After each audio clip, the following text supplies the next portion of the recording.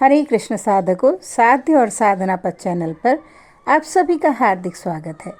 साधकों, हमारी चर्चा चल रही थी सत्य पर, और सत्य का पालन करने वाले लोगों में युधिष्ठिर का नाम सर्वश्रेष्ठ है। युधिष्ठिर के जीवन में सत्य का इतना महत्व है कि कहा जाता है कि कुरुक्षेत्र में उनका रथ धरती से 4 अंगुल उठकर ऊपर चलता था। साधकों, युधिष्ठिर के बचपन की एक घटना है। कहा जाता है कि जब चारों भाइयों और 100 कौरवों के साथ युधिष्ठिर आचार्य द्रोण की पाठशाला में अध्ययन कर रहे थे, तभी एक दिन आचार्य द्रोण ने उन्हें एक सूक्ति याद करने के लिए दी।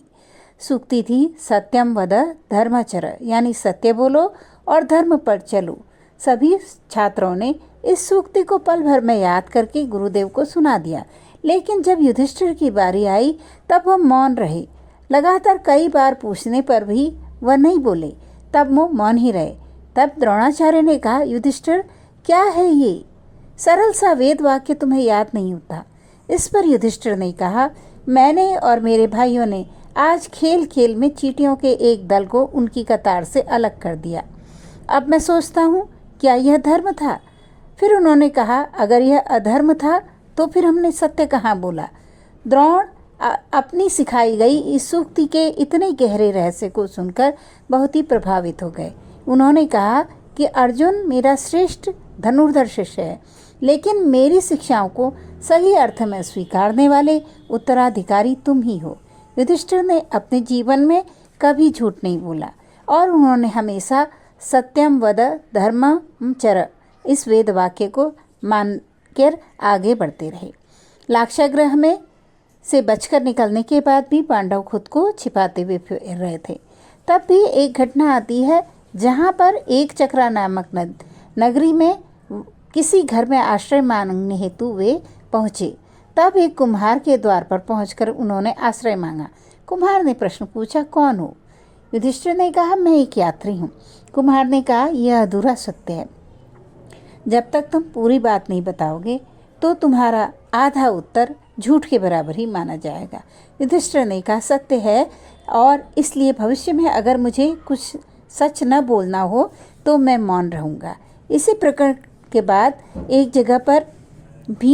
हर जगह पर भीम आगे रहने लगे और इस तरह की परिस्थिति में उत्तर देते थे, और कई बार उनके भीम का शरीर को देखकर कोई उनसे ज़्यादा प्रश्न भी नहीं करता था।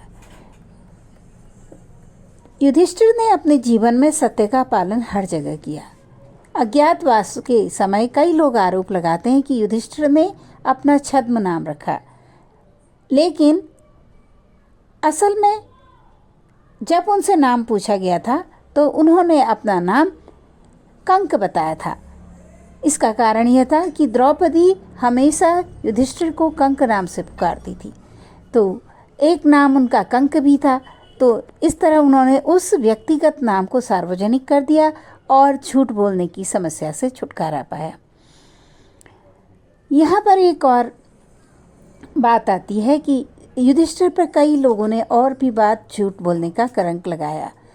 जैसे उन पर कहा गया कि द्रोणाचार्य की मृत्यु के समय भी उन्होंने झूठ बोला था, लेकिन वास्तविकता यह थी कि युधिष्ठिर किसी भी तरह झूठ बोलने के लिए तैयार नहीं हुए थे।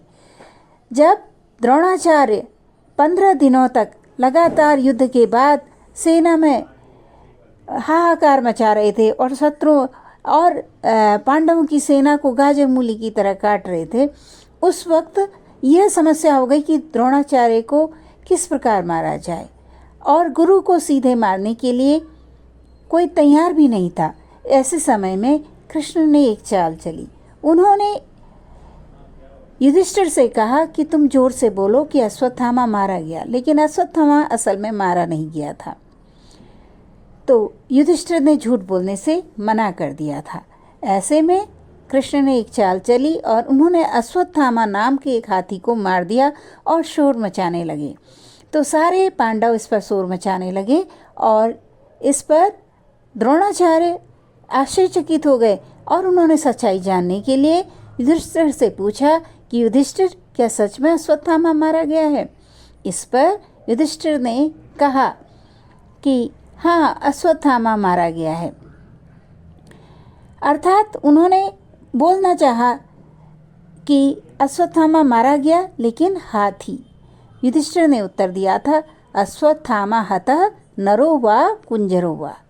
तो युधिष्ठिर ने हालांकि सत्य ही बोला था, लेकिन कुंजरो वा कहने से पूर्व ही वहाँ पर इतने जोर से शोर मचा दिया गया। कृष्ण ने विजय घोष में शंख बजा दिया, अन्य घंटे घड़ियाल बजाए गए, जिससे कि द्रोणाचार्य उस वाक्य को पूरा नहीं सुन पाए और अधूरे सच को मानकर ही चुपचाप हथियार रख करके बैठ गए। और इस कारण जो है उसके बाद धृष्टद्युम्न ने उनका गला काट दिया, तो गुरु द्रोण मारे गए। तो हालांकि इस पक्ष की वजह, इस कारण से कई लोगों ने युधिष्ठिर पर दोष लगाया है, किंतु वास्तविकता यह है कि उस क्षण में भगवान से भी युधिष्ठिर ने झूठ बोलने से मना कर दिया था। तो इस तरह हम देखते हैं कि कठिन परिस्थितियों में भी या तो वे मौन रहे या उन्होंने झूठ का सहारा नहीं लिया। इसी कारण उन्होंने जीवन भर धर्म का पालन किया, धर्मराज कहलाए और जीवन के अंत के बाद स्वर्गगामी हुए। तो हम देखते हैं कि जिन्होंने जीवन में सत्य को अपनाया, भले ही उन्हें समस्याएं हुई, लेकिन उन समस्याओं से वे पार पाकर अपने जीवन को सार्थक बना सके। अगली कड़ी में फिर से एक और सत्यवादी के परिचय के साथ हम आएंगे। तब तक के लिए धन्यवाद।